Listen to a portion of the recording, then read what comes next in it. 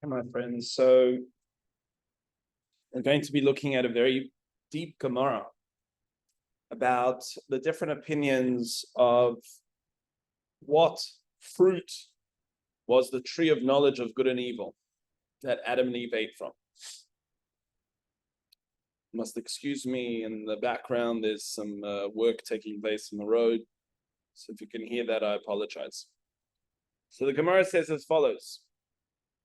It's a Gemara in Brachos, and the Gemara tells us, Al-Peres Haaretz,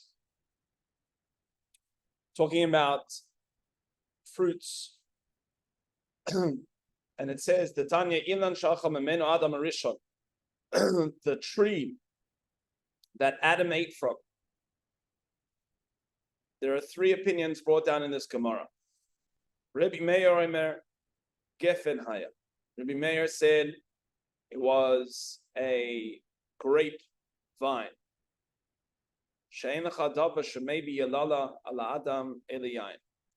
Because there's nothing that brings curse upon a person like wine.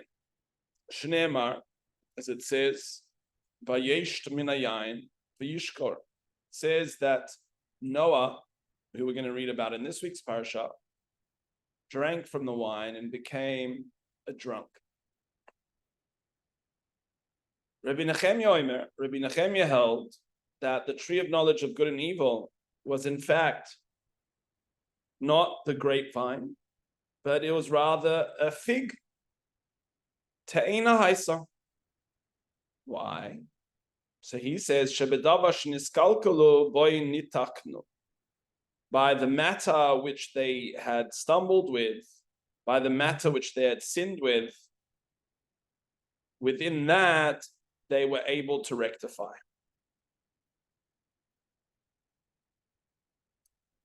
Shneimar, v'yisporu ala teina, ale teina. They sewed the fig leaves together to make clothing. After they realized that they were not clothed, they utilized the fig leaves to rectify their nudity. So Rabbi Nechemia held that the thing that they stumbled with is what they had rectified their sin with. As we know that once they ate from the tree of knowledge of good and evil, they became aware that they were no longer clothed.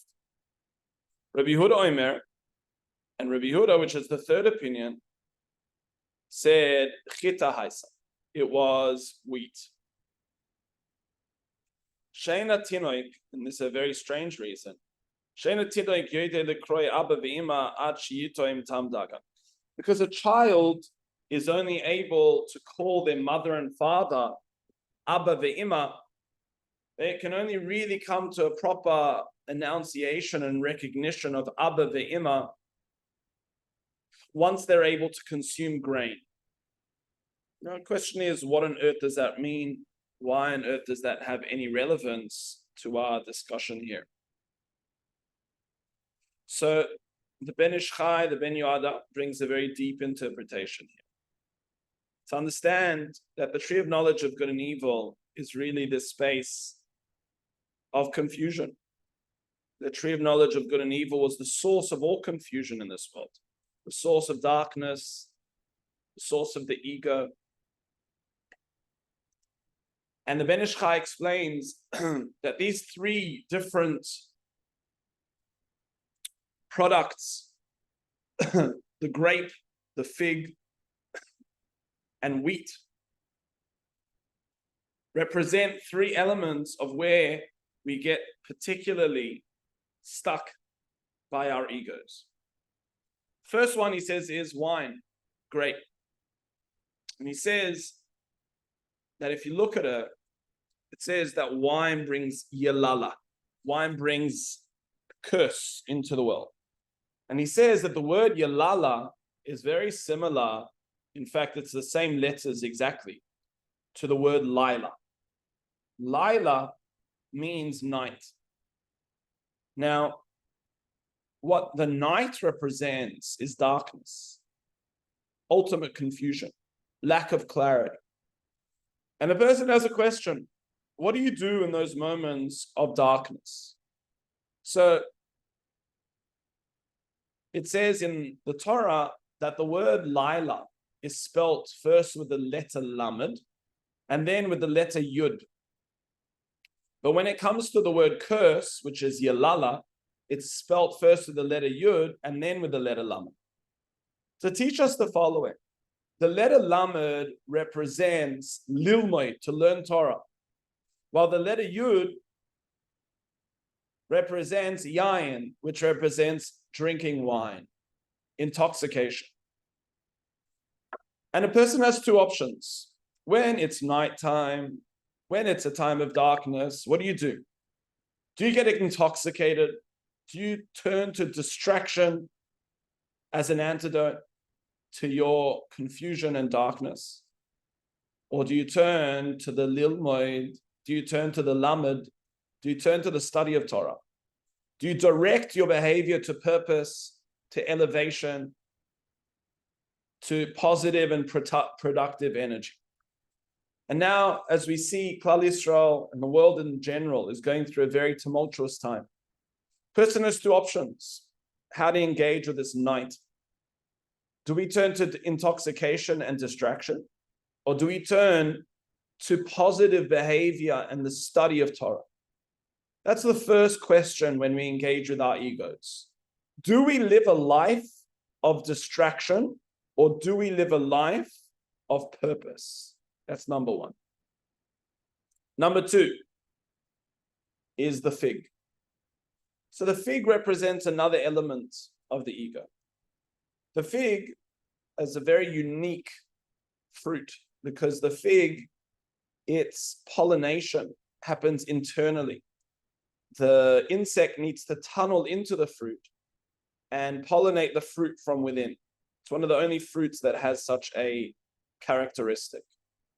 And the fig represents in Kabbalah and in the Torah, represents internality, presents that which is hidden. Now the ego, or not only the ego, the essence of the self, wants to reveal that which is hidden. And the ultimate hidden space is the revelation of God, is a recognition that this world is in fact hiding the ultimate revelation, which is God. The word olam comes from the word helem, which means to be hidden. And our entire required space of consciousness is to reveal that which is hidden. Esther, in the story of Purim, represents the term of Hester, which is to be hidden. And the Megillah means to reveal. Megillas Esther is to reveal that which is hidden. So the ultimate reality of our spiritual direction is to be able to reveal the ultimate space of God's revelation and the recognition that Hashem, Hu Elokim, Hashem Echad, God is one, God is all. That is the ultimate revelation of hiddenness. Unfortunately, where a person becomes has fallen into malnutrition within their spiritual consciousness, they seek to reveal things which are hidden and aren't meant to be revealed. That could be the flavor of certain foods which are prohibited. That could be certain images. That could be certain information that can be communicated through Lashon Hara. Secrets that shouldn't be shared. To reveal that which is hidden is very much a egoic tendency because of our frustration of not being able to reveal the ultimate space of what is hidden. Now, the rectification of the fig, which represents this space of hiddenness, is the fig leaves. The fig leaves came along to cover over the nudity, cover over that which is meant to be hidden. And essentially the rectification of this ego is the ability to cover over that which isn't meant to be revealed. That which is referred to as erva, that which is referred to as the cloak that shouldn't be revealed. And that doesn't only refer to immodesty, but it refers to elements of one's experience in this world, where that is a prohibition. Certain food products, certain elements that a person engages with in terms of pleasure or what they view, those elements of listening or engaging with certain information which is meant to be hidden, there's a sensitivity to that. And the rectification of that ego is the fig leaves, the ability to say no to that which you should not be subject to and that which should not be revealed, and to be able to say yes to the ultimate revelation of Hashem Hu Elokim. The final one is the energy force of the wheat, the chita. So again, there is a clear nexus here in terms of how one is able to engage with wheat. According to Kabbalah, what wheat represents is our mind and our intellect and the upper spaces of consciousness. And what the Ben Ish Chai reveals is Abba ve'ima, mother and father, represent, the mother represents the consciousness of Bina, which is the intellect and the mind. And Abba, father, represents the consciousness of Chaya or Chokhmah, which is ultimate holistic consciousness which transcends thought. Now, the unfortunate thing is that what most people do when it comes to their intellect is they leave it in its raw state. What we see by wheat or dagan, chita, is that its ultimate state is when it's taken, it's winnowed, and then it's ground down into a flour and baked into bread. That's its ultimate space where we then say, Hamoitzi lechem min haaretz. We lift it up at the name of Hashem, Hashem, Baruch atah, Hashem, you lift up the bread. Because it represents the elevation of our mind. And our purpose is not to allow our mind to ferment in its ideas and our obsessions, but our purpose is to grind down that wheat into flour and bake it into bread. In that process, we tap into the Abba and the Ima. We tap into the ultimate revelation of our mother. The mother is the intellect, the thinking.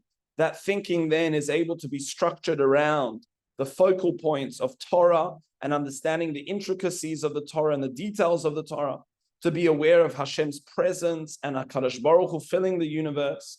And that is a mindset. That is a consciousness of the intellect.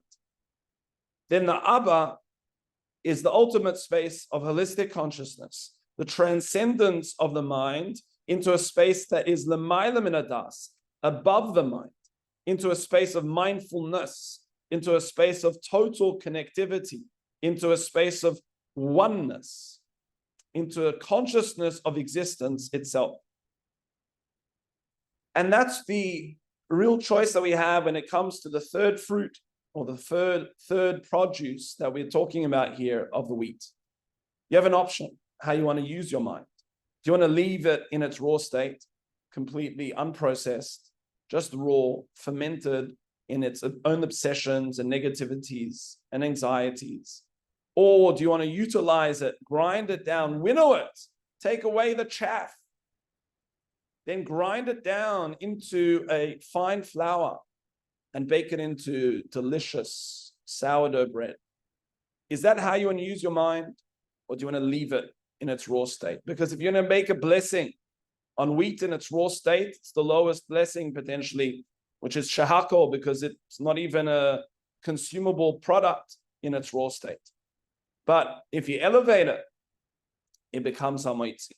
And that's really the question we need to ask ourselves. How do we want to utilize our minds? And this is really, in summary, the discussion of the Gemara that's taking place here. What was the ultimate fruit of the tree of knowledge of good and evil?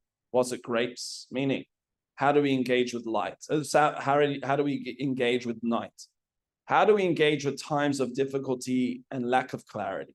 Do we turn to distraction? Do we live a life of distraction? Do we just chase our tails and trying to distract ourselves from one moment to the next? Or do we live a life of purpose, a life of direction? And that is juxtaposed between the two realms of yayin, of wine, or of learning Torah. And essentially you see that our utilization of wine is very elevated in Judaism. All of the most poignant moments within Judaism, from Kiddush on Friday night to Havdalah at the end of Shabbos, to marriage under a chuppah, to a circumcision, we always utilize wine to mark those moments of elevation, to say that we live a life of purpose. We live a life where we dedicate our night into lilmoid, into the study of Torah. The second question, as we saw, was how do we engage with the revelation of that which is hidden? Do we turn to simple, easy fixes, quick bouts of dopamine fixes that are accessed through revealing flavors in prohibited foods and revealing images which are not meant for the eyes and revealing information which are not meant for the ears? Or do we turn to the ultimate revelation of HaKadosh Baruch in this world and reveal Hashem Hu Elokim? And thirdly, how do we use our minds? Do we dedicate our minds to the ultimate space of Abba ve'Ima, to call our mind, and in our mind, the Abba and the Ima, utilizing our intellect and our upper conscious to have the awareness of the holistic picture of HaKadosh Baruch Hu and the intricacies of the Torah? Or do we allow it to just ferment in its own destructive self into an inedible substance that can most likely cause you a very problematic stomachache? So this is the opportunity that we have in our final engagement with the wheat. Do we grind it down? Do we winnow it, take away the chaff? Or do we keep it in its state and make a charcoal? Or do we elevate it to hamoitzi lechem in aretz? So HaKadosh Baruch Hu should bless us in the merit of learning about these three fruits or grains, and understand the deeper revelation that's taking place in this Gemara in Brachos, talking about what the tree of knowledge of good and evil, ultimately our ego, and that space of confusion between toiv and ra, good and evil. How do we engage with those spaces based on those symbolic fruits? All right, my friends, thank you so much for joining us.